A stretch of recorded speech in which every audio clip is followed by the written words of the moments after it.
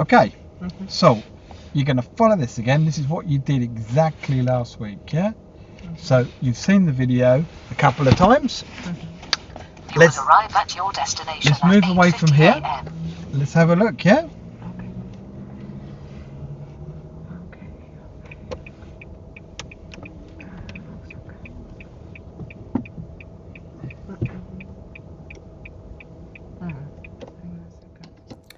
So this is the second video from the one last week where we was dealing with making own decisions and not letting the instructor take over when issues arise. So really gaining more responsibility. So I'll be giving this commentary throughout the video, just pointing out the points that have been corrected. Understood. Turn left, B5050, Nile Street.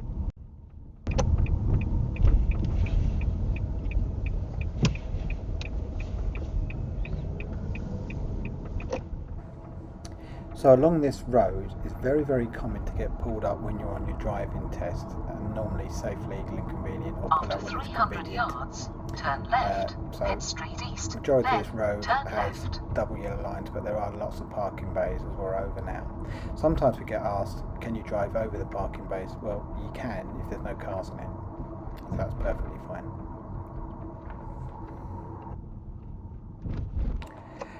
So although the sat-nav says turn left, really no need to give a signal here. It's just really follow around, isn't it? After 100 yards, turn left, A50, Waterloo Road. Turn left.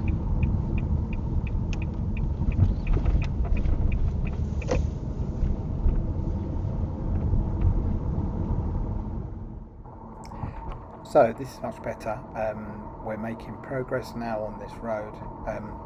This is Waterloo Road for people that don't know the area. So very, very common come this way on your driving test sometimes. It is a red route, so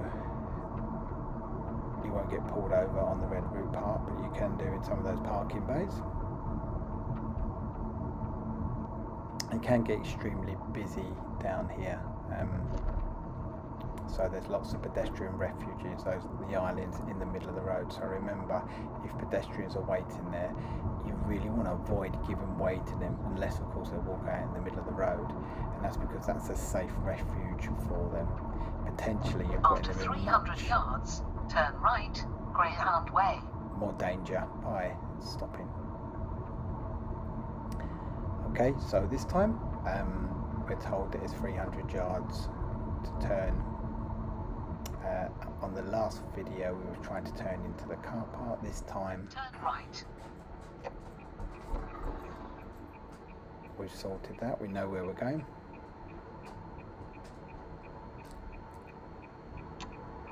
So last time on the video the position was not as square in the box here. This time much squarer, much better, so that's more understood by the pupil.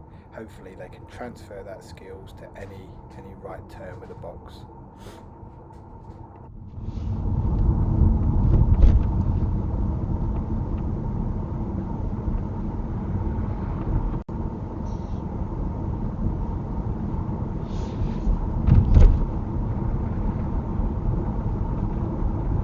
After 300 yards, go right on the roundabout and take the third exit, Pavilion Drive.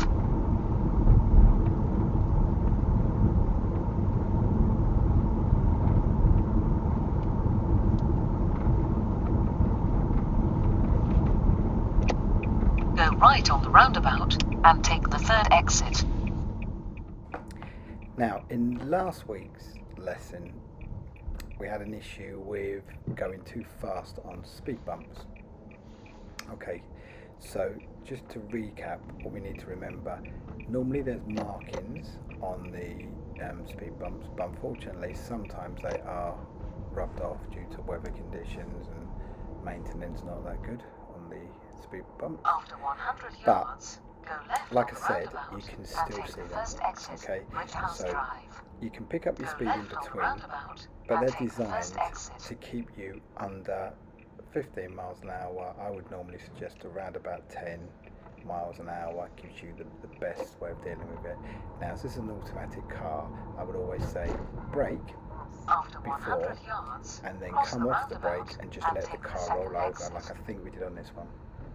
Just let the car roll over, then pick up your speed afterwards. Cross the roundabout and take the second exit, Ridgehouse Drive. Remember, they're traffic calming. They want to calm the traffic down, and normally I say between 10 and 15 is the speed that they're aiming for. If you're accelerating towards a speed bump, you will have the roughest ride. After 200 yards, go left on the roundabout and take the first exit, Festival Way. But remember, we get the roads we deserve, because if we speed, then there's more speed bumps. So it's much better to keep at the speed limit, much safer, much better. So now we're going to come on to the situation that this people had last week with the road markings. So remember, we've used the last video to reflect. We've talked about how to deal with this situation. So we're going to see if that's worked here. And remember, we're going straight ahead. It's the second exit. And take the second exit, A5010. At the moment, position's good. Go straight on, Itoria Road.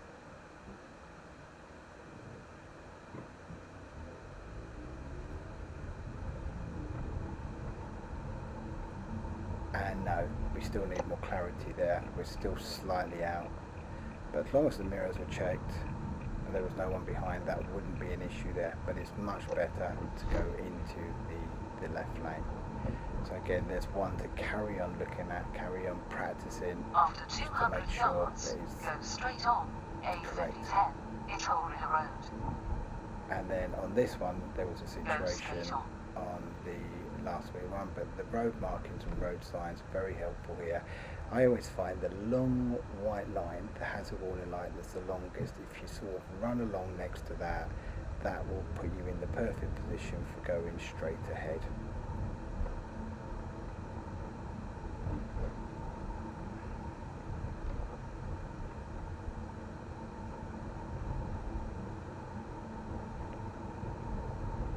And then if you take a look back at last week's lesson, what you'll find is we was going left at the top of the road, but the pupil put the signal on a little bit too early, which could have been misleading. After 200 yards, turn left, A5006, Marsh Street North. So I think the signal last week came on somewhere around about here, but I would always wait till you've cleared the hotel left. And then put the signal on around about here, which is fine. It's a big distance. Should I more, a bit more? So we have a look here. The distance between us and the vehicle in front was a little bit wide there. So you want to see the tyres on tarmac. Tyres on tarmac. That is when you're stopping behind someone, make sure you can see their rear tyres just on your bonnet. And if you hear tyres on tarmac while you're driving, normally under 40 miles an hour, then you make sure you see the rear tyres and a little bit of the front tyres. Now, this is a roundabout that some people get confused on in a test, so it doesn't really matter which lane you go right in, as long as you are confident in the lane and you've got really good mirror checks. Okay, but my advice is if you get this one, take Remember, I the said left lane.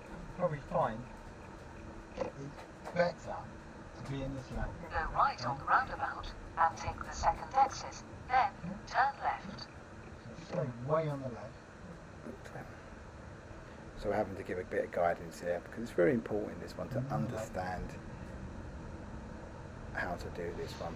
But as you can see, if you're on the left there, then it puts you perfectly in the left lane on Polaris Way, which is what you want. Is great, especially if it's busy. If you're taking your test when it's busy, you will have vehicles potentially both sides, behind you and to the More side. effort if I choose the other lane. I will go back to the left. So Exactly, yeah. After 800 yards, turn left, A5008, Bucknell New Road.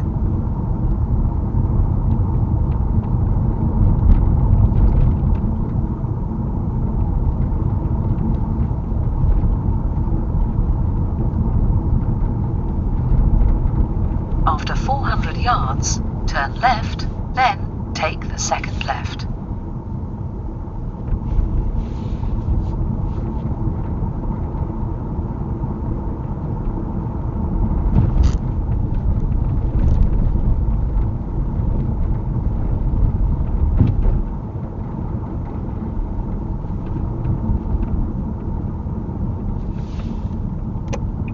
Turn left, A5008, Bucknell New Road, then take the second left.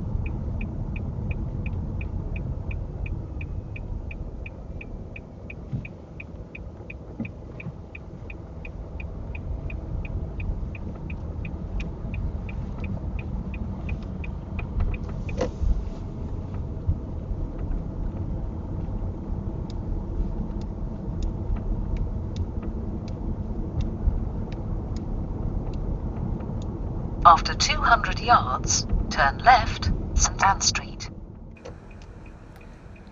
Okay, so we're coming into quite a common area on test routes here. Now this is a really sharp bend. Because of the hill, because of how sharp it is turning left, you want your speed right down there. You want to really effectively use the brakes here so you don't go wide. Okay. And then last week we had some pedestrians here, so this is how things change all the time. Today, there's no pedestrians.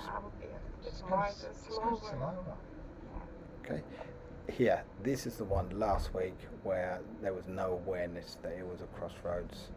So the major ones here, corrected, and definitely clear. And then here, last time, no idea that we was in a one-way street. So again here, we're going right at the top of the road, and we do believe, I believe that we get into the correct lane, which is good. If you remember from last week, one of the reasons potentially it was very dangerous staying in the left lane for going right was because that pedestrian got confused. I've put a link above to the old video. If you take a look at it, you'll see why it was quite dangerous. But this is a good position for turning right, so much better.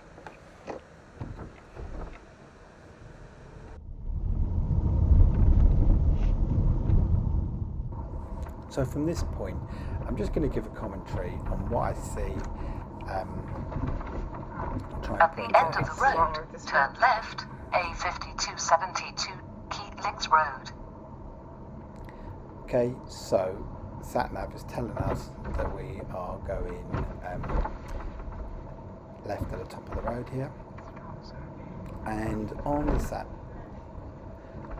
SatNav there will be like a little box at the top of it to tell you how many yards turn left it is until you're turning.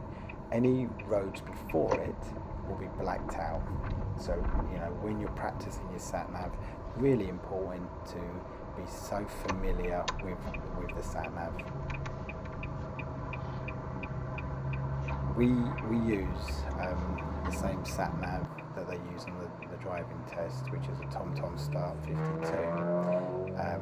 I think one of the reasons why they use that sat-nav is because you can record routes. So it's quite handy for that. I'm not sure if you can do it on many others. I'm sure you can, but yeah. So that's the reason why they use it. So we buy them too. I think they're about 75 quid on Amazon for the sat nav. Okay, so very common again to use this road. So we've got pedestrian crossings here. So on the pedestrian crossings, if you look to the right, you'll see the box is normally twisted towards us. So you take a look at this one. I know it's difficult on the video, but you can see it twisted towards us. If you look very carefully, there's After like a little 200 yards, switch turn right, button Town Road. underneath. If that's lit up, it means someone's pressed it. But one of the reasons why they twist it towards us is it gives us early notification, but it also encourages pedestrians to look towards the oncoming traffic. Turn and it right. keeps them behind the post. So if a vehicle did lose control, hit the post, that could save the pedestrian's life, but also the pedestrian's more aware and they could get out of the way if a vehicle's lost control. Here, if you take a look here, I think the pupil's just slightly gone over the line. Now, the road markings around this area are not so good at the moment.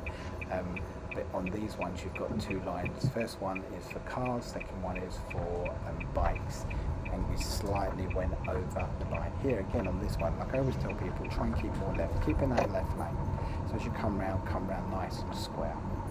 And zigzag lines here, which no parking, no overtaking for the pedestrian crossing, and then we're just coming into areas where obviously there's double yellow lines. Again, really busy area.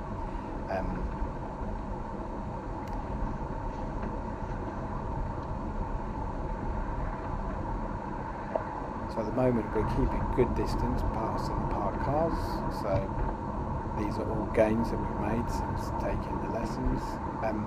Very interesting point here, you see the way the tarmac changes different colour, so it changes from dark to light. That's actually called shell grip. Okay, it's a bit more grippier than the normal tarmac, and they put it in places where they know there's potential chances of collision. So if you look by pedestrian crossings, so maybe someone's slowing down to stop, the other vehicle behind's not concentrating and they want to brake a bit harder.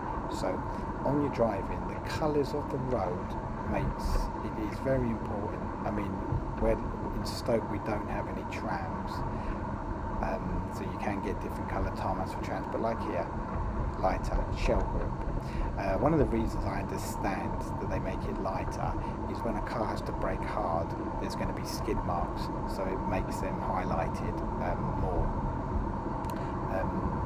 So yeah, that's why it's a lighter colour. So once you understand that, really interesting seeing why they've put that there. A little tip for you is normally the more paint on the road, so the more road markings and the more signs, the more potentially risky that area is, okay, because you've got lots of fixed hazards. They know there's shops around, they know there's maybe bends and what have you, so look out for that.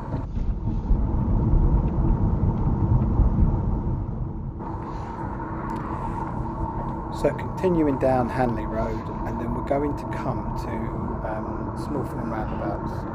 So we've got plenty of videos of small form roundabouts, and if anyone's unsure of anything, just let us know and we can make a video of it to help you. So from this way we're going to go left at this roundabout. If you're going down Moorland Road, After 300 yards, go left on the roundabout and take the first exit, Sneed Hill. or High Lane, then you'd keep in the right lane. But here we're definitely going left, so we just keep in the left lane. And you can see the shell grip again. Go but left on the it's roundabout kind of rubbed and off. take the first exit. A bit more here. Road markings are quite good. Always be a little bit wary here that when you turn in, just here there's a pedestrian crossing and there is a stop line, so if those lights change, definitely got to stop. And down here there's Sneed Hill, it's pretty much solid lines, double yellow lines all the way down, and there is a little part that goes no yellow lines, but the majority of it is yellow lines. If you have a look back on the video there, you'll see the word slow written on the floor, and you see it around lots of places, slow, and we get asked lots of times, well, what speed does that mean? It doesn't actually mean a speed. What slow means is there is multiple fixed hazards. So a fixed hazard is something that's not going to move, i.e. a bend or a junction, roundabout. Okay, so when you see the word slow, it means more than one fixed hazard. So back on that one, there was a bend and a junction, I think. Or, yeah, bend and a junction. But sometimes it could be two bends, two junctions. So there, can you see? Do you not see these speed bumps? On the other side of the road. Do you not see slow. them? After 300 But yards, if you see turn them, right, brake B50 before North about Road, 10 miles then per turn hour. left. No more, right? Yeah? Easy. So that's me coming in Okay. saying, There's no room here. did you Yeah. see them? There's Sometimes it's very Absolutely difficult to see, but There is now. you Is it? can see them. Okay.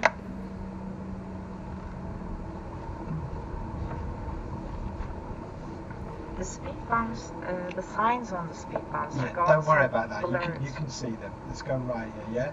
Turn Don't right, overthink it. B50 You can see North them, Road, right? Yeah? then So turn all you left. need to do is brake under around about 10, under 15, so around about 10. Perfect.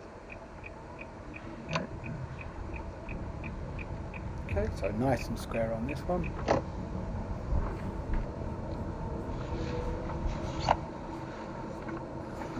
After 100 yards, turn left, Ashburton Street, then you have reached your destination. Temporary traffic lights do not have a stop line, okay, but they do have that board, and that board is the potential stop line. So here maybe we could have got a little bit nearer. And on these ones, always keep a good eye behind you, because sometimes vehicles don't Why see you see it. these traffic lights? Because of roadworks. Hmm. You must stop in a normal driving position. You mustn't be in a parking position. Turn Yeah, left, normal driving Ashburton position, Street, traffic lights. then you have You don't reached want to your look like you're destination. parked. Because if you look like Okay, you're parked, so you will get vehicles You have overtaking reached you. your Pull destination, up on the right 21 again, Ashburton where we started Street. from. Okay, just go forward, you remember? It's just where we started from.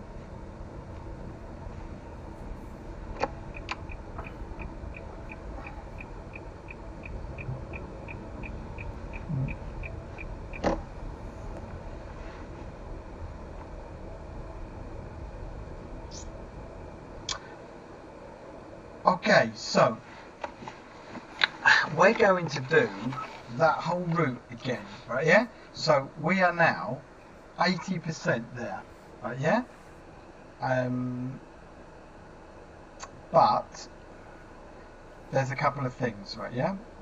And number one is So just going to come in here, and there was definitely progress here. The speed bumps, bit of an issue sometimes, but you definitely can see them, right? Yeah, but the road markings will help.